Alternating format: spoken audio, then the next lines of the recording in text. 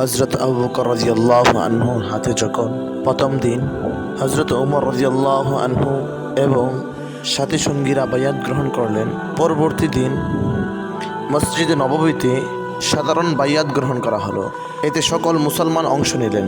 বায়াত গ্রহণ সম্পন্ন হলে হযরত আবু বকর রাদিয়াল্লাহু আনহু ইসলামের খলিফা হিসেবে মিম্বরে আরোহণ করলেন এবং খেলাফতের খুতবা দান করলেন। হামদ ও সানার পর তিনি বললেন, হে লোক সকল, আমি আপনাদের শাসক নিযুক্ত হয়েছি, কিন্তু আমি আপনাদের মধ্যে সর্বোত্তম নই। আমি যদি কোনো শুভ কাজ করি তাহলে আপনারা আমাকে সাহায্য করবেন, আর কোনো ভুল করলে আপনারা আমাকে শুধরে দেবেন। দেখুন, সততাই আমানতদারি আর মিথ্যাচার খিয়ানত। আপনাদের মধ্যে যে ব্যক্তি দুর্বল সে আমার নিকট শক্তিশালী, যতক্ষণ আমি তাকে তার প্রাপ্য আদায় করে না দেই। আল্লাহ চাহেন তো আপনাদের মধ্যে যে ব্যক্তি সবল সে আমার নিকট দুর্বল, যতক্ষণ আমি তার নিকট থেকে অন্যের প্রাপ্য আদায় করে না দিই। ইনশাআল্লাহ।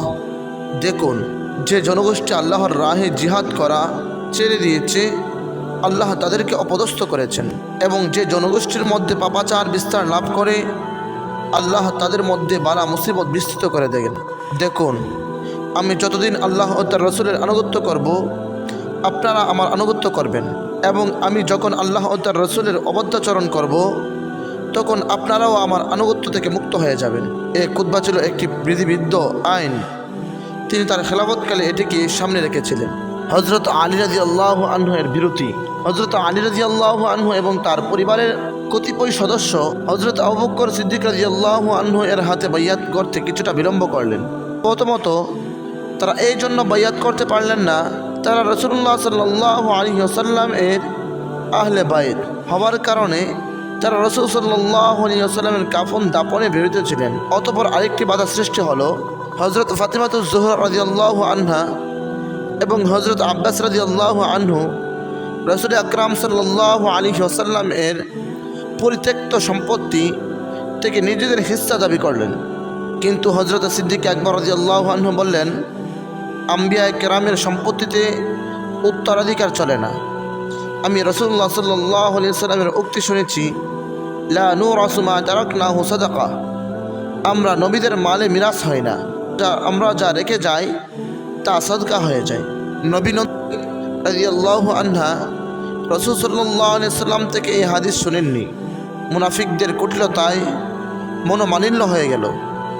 হযরত আলী রাদিয়াল্লাহু আনহু যেহেতু খাতুনে জান্নাত রাদিয়াল্লাহু আনহা এর মন রক্ষার প্রতি খুবই লক্ষ্য ছিল, সে কারণে তিনি 6 মাস যাবৎ, যতদিন তিনি ফাতিমা রাদিয়াল্লাহু আনহা জীবিত ছিলেন, বাইয়াত করতে বিলম্ব করলেন। তাছাড়া বনু হাশিমের ধারণা ছিল রাসূল আকরাম সাল্লাল্লাহু আলাইহি ওয়াসাল্লামের পরিবার হওয়ার কারণে খিলাফতে তাদের অধিকার অগ্রগণ্য থাকবে।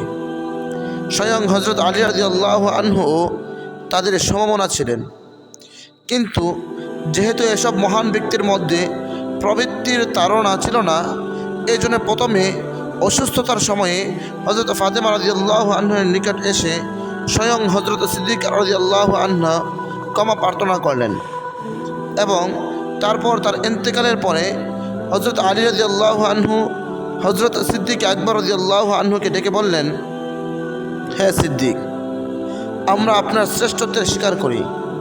আল্লাহ আপনাকে যে খিলাফতের পদ দান করেছেন তাতে আমাদের কোনো হিংসা নেই, তবে এটি নিশ্চিত যে আমরা নবী গৃহের মানুষ হওয়ার কারণে খিলাফতকে নিজেদের অধিকার মনে করতাম। আপনি আমাদের অধিকার খর্ব করলেন। একথা শুনে হযরত সিদ্দিক আকবর রাদিয়াল্লাহু আনহু কাঁদতে লাগলেন। অতঃপর বললেন, আল্লাহর শপথ, আমার নিকট নিজের আত্মীয় স্বজনের তুলনায় রাসূল সাল্লাল্লাহু আলাইহি ওয়াসাল্লামের আত্মীয় স্বজন বেশি প্রিয়। এই বন্ধুত্ব সুলভ অভিযোগ নালিশের পর হযরত আলী রাদিয়াল্লাহু আনহু ও মসজিদ নববীতে আগমন করেন। মহান সিদ্দিক রাদিয়াল্লাহু আনহু এর হাতে বাইয়াত করে নিলেন। তারিখুল উমাম খাজারি।